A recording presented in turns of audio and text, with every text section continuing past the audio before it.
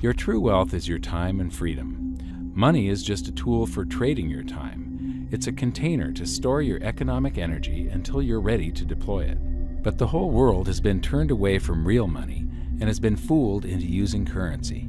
A deceitful imposter that is silently stealing your two most valuable assets, your time and your freedom. Welcome to the rabbit hole.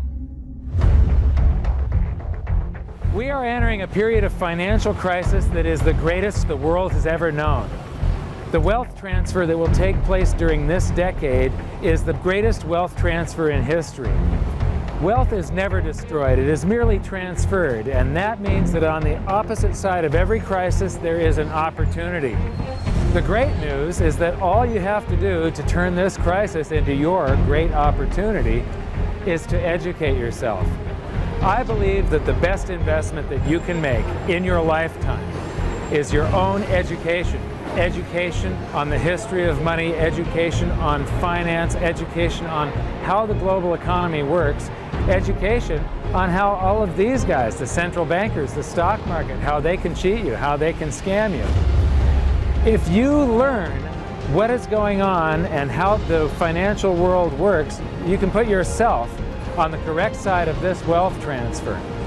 Winston Churchill once said that the further you look into the past, the further that you can see into the future. This program is all about creating your own crystal ball, being able to gaze into the future, being able to change this crisis, the greatest crisis in the history of mankind, into your great opportunity.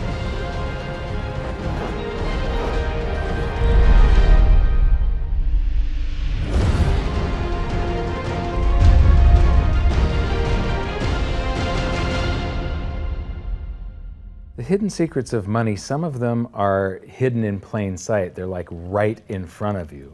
The way the monetary system works is something that isn't actually hidden away from all of us. It's out in the open, but it's complex and people just they can't see how it works. It's hard for them to imagine that we're living in such a hoax. Others are meant to be secret, but the truth is slowly coming out, like the Federal Reserve being a private corporation and not really part of the US government. But when I started studying this, what I found was that there was no place that I could point people to where they could get it all in one spot. And so I basically decided to write my book about it and consolidate monetary history, economics, the markets, fundamentals of gold and silver. There's a lot of smoke and mirrors in economics, and I've sort of made it my job to lift the fog for people.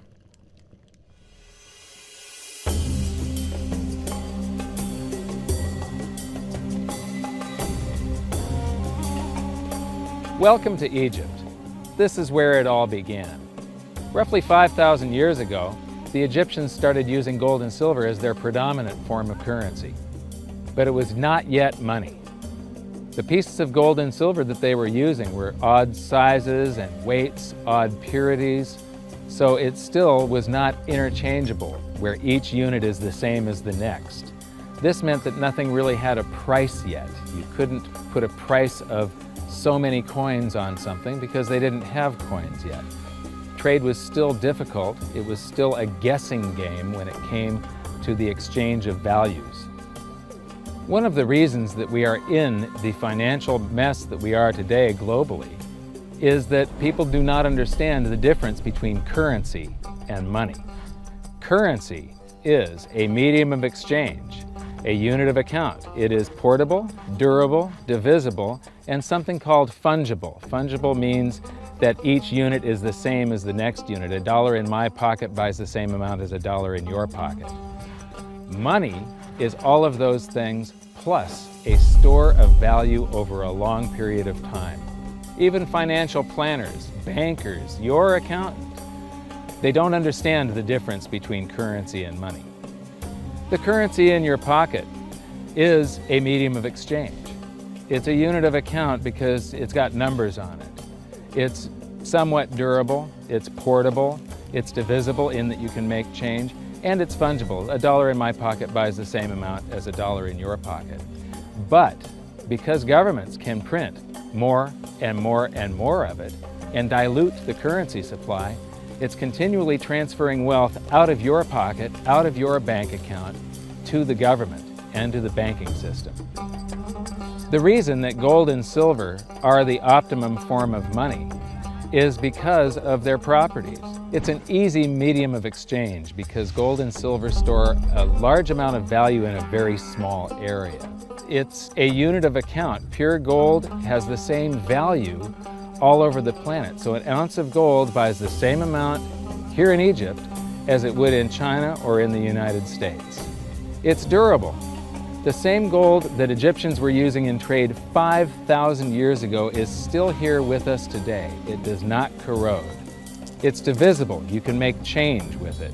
It's very portable. You could use something like oil as money. It's just that you can't carry around a barrel of oil on your back. It's fungible. Pure gold is the same wherever it is on Earth. Pure silver is the same wherever it is on Earth. It's limited in quantity. That's the reason that it maintains its purchasing power. Governments cannot print it. Over the last 5,000 years, only gold and silver have maintained their purchasing power. There have been thousands upon thousands of fiat currencies, currencies that are unbacked by gold or silver, and they have all gone to zero. It's a 100% failure rate. Well, fiat currency, of course, is a currency that exists at the dictate or by fiat from a government.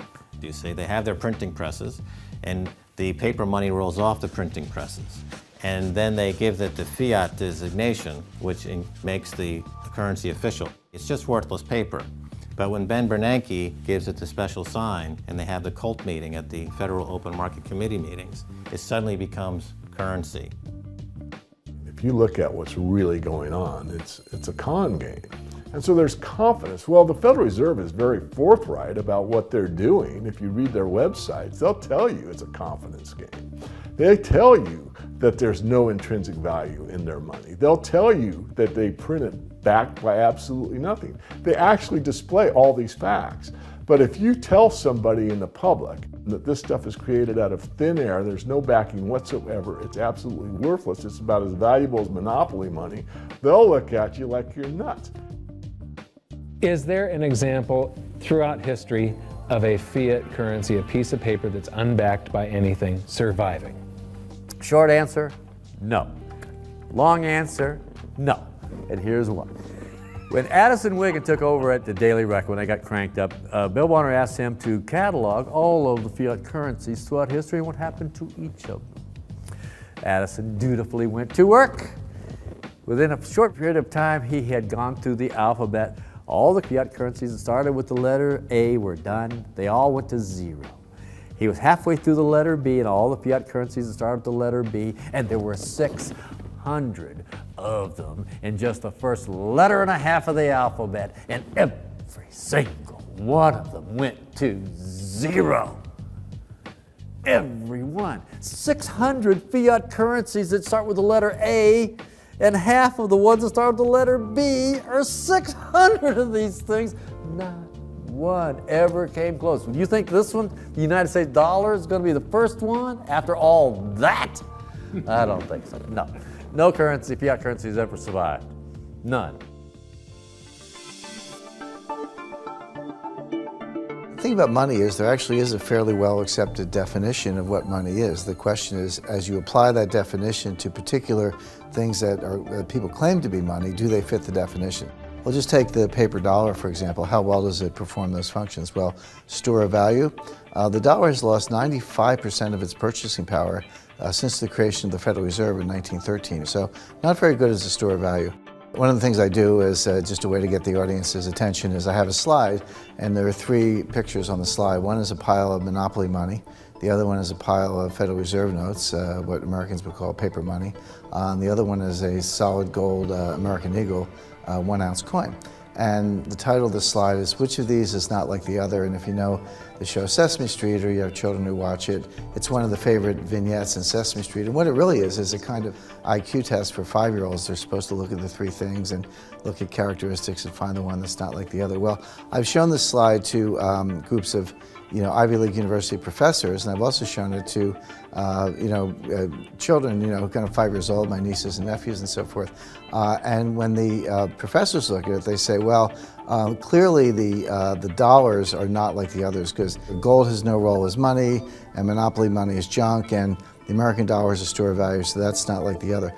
But the children look at it and they say, well, the gold coin is not like the other, because the other two are just piles of paper, and the gold coin is clearly something different. So my question to the audience is, who's smarter, a 5-year-old or an Ivy League professor? Before World War I, each note that a treasury issued would say that there have been deposited with the United States Treasury $20 in gold coin payable to the bearer upon demand. The money was in the vault. The currency was a note they gave you that was a claim check, only a claim check on the money, the same as if you go to the dry cleaners and you give them your shirt and they give you a claim check for your shirt. The value is that shirt at the dry cleaners, not the piece of paper that says that you own that shirt. So our currency that circulated was the paper US dollars, and they were claim checks on money. The next hidden secret is the difference between currency and money. Money must be a store of value and maintain its purchasing power over long periods of time. As we progress through this series, you'll learn that national currencies are really a tool used by the government and the financial sector to leech away your time and your freedom by stealing your purchasing power. So rather than storing your economic energy, currencies leak. Now compare that to the gold and silver the Egyptians were using. Like I started with, it still wasn't money because it wasn't interchangeable yet. But they were on the right track, as gold and silver have proven over thousands of years to be the ultimate store of value.